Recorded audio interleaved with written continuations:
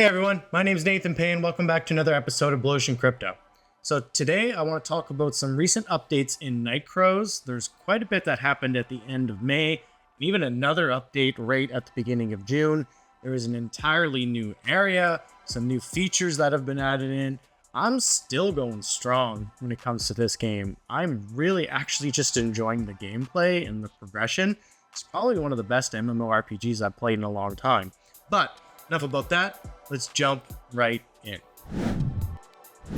Okay, so right at the end of May, there were some couple main updates. There's a new event, new area called the City of Craftsmen. Trontel will be added, which is really cool. It's the snow area. I'm going to go through this from their site, and then we're actually going to show you in game. There's a new accessory shoulder strap. This is huge. You can get accuracy on it, which is what makes it so good, because as we all know, accuracy is the thing that is very important because it's difficult to fight monsters, even sometimes at your own level, if you don't have enough accuracy. That's usually the thing that holds people back. There's also a new weapon style that's been added, a second page to the spell infusion, and even a new skill. So it kind of comes down here and goes into a little bit more details. I like how they break this down. It's even showing the different levels, the area names, all the way up to 72. Talk about the new quests, sub-quests. So this is great. It just breaks down each of those components. We don't really need to read this verbatim. I highly recommend you guys check out this on the site if you want to get the nitty-gritty. I find this is really good to stay up to speed with what they're doing and all the details. They usually do an announcement in Discord, and then you have a link and you can come over here. So it even shows here, new mount weapon effect slot added in, quantity added, what those effects are going to be. That's great. The second page for the spell infusion is interesting because you can see here, spell starlight crystal can be crafted with the following materials: 10 snowflower blossoms and 5,000 gold. So the sunflower blossoms can be obtained by completing daily quests in the Trontel area. So without getting here, you can't do this. So good to understand that. Talk about the new skill, and then there were some in-game bug fixes and gameplay improvements. But let's take a look at the one that just happened on June 4th as well. So they, of course, did the major maintenance. They updated the store, things like that. But what I really liked is how you can see here, they made some improvements to daily quests, and the experience gained from defeating monsters will increase. So let's just go into what they mean by that. So the main thing was in the Forest of Training. If you guys remember, there used to be 3 quests for level 30, 3 for 40, 3 for 50, so on and so forth. They changed that. They basically just made 1 per level. I don't know if I like this more or not. It does make doing that zone a little simpler because you can just kind of accept, especially for me at level 51, I can just accept the 30, 40, 50, start the 30, let it run through the dungeon. We're good to go. But this was the main thing that I was really surprised to see that they did. They increased the XP just in general. So all monsters in level from 47 to 61 in the Principality of Nutricity will increase. Interesting.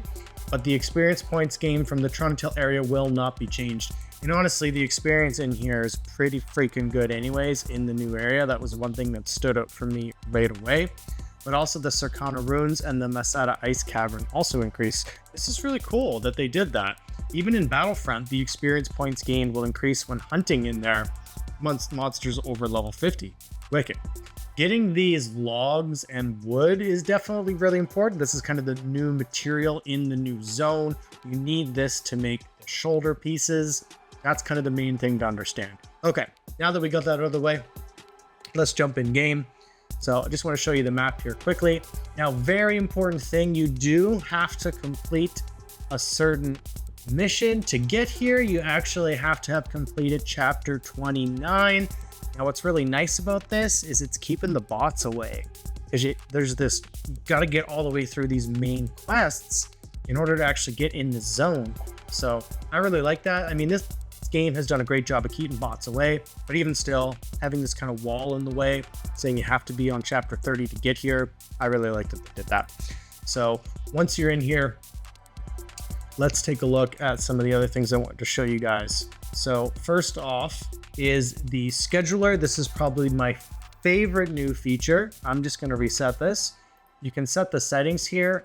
I can even set a victim penalty recovery, decide whether I'm going to recover from victim penalties, say yes, right? If I want to auto purchase items and auto hunt search range. This is amazing, right? So I got this set on yes, I want to go buy potions if I run out of potions. Yes, I want to restore paying gold if I want. So if I die, I go back.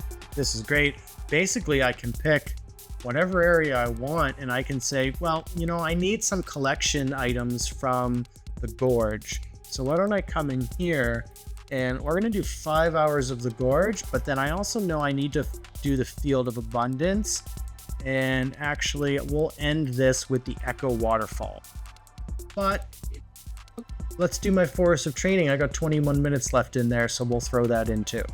Now you can just set up this whole schedule, click start, and you'll get teleported around and it'll take care of this. This is an incredible feature. It really allows the auto battling part to be way more user friendly. It's a very high quality of life thing. If you are sleeping on this, get on it. This is absolutely incredible. So the next thing is also the outfits. This is kind of interesting that they did this. You do get a decent bonus. For example, if you go with this, it's a PvP defense 5, PvE defense 5. That is a huge amount of stats. But I mean, it's $50 per. I'm not going to bother. I still think it's kind of cool. And you can actually, you can change the style and the dye and all this other stuff. That's pretty neat. And the outfit is really cool. The schedule is the most important thing to me. Getting into this zone, getting past chapter 29 so that you can get the extra experience from here. It is incredible. Honestly, this is probably the best place to farm right now. Getting all the collection items obviously are worth a lot to sell in the exchange. I am having a blast in here. I think it is beautiful. Let's actually just take a quick teleport over to one of these areas. Let's go over to the Delphia Road. I could walk there, but just to make things a little quicker. I mean, I love the snow. I mean, the graphics in this game is absolutely incredible for a mobile game. You know, it's easy to forget that this isn't just for PC. So this zone is great. Getting the shoulder pieces is really the main thing you want to focus on because it's going to help you with your accuracy. And of course, there's lots of other cool things to explore that I'm sure I haven't even found yet. So thanks so much for being subscribed to the channel. Really helps out. And of course, smash that like button so we can show this content to other people who are interested in playing Nightcrows. And we'll see you all in the next video. Cheers.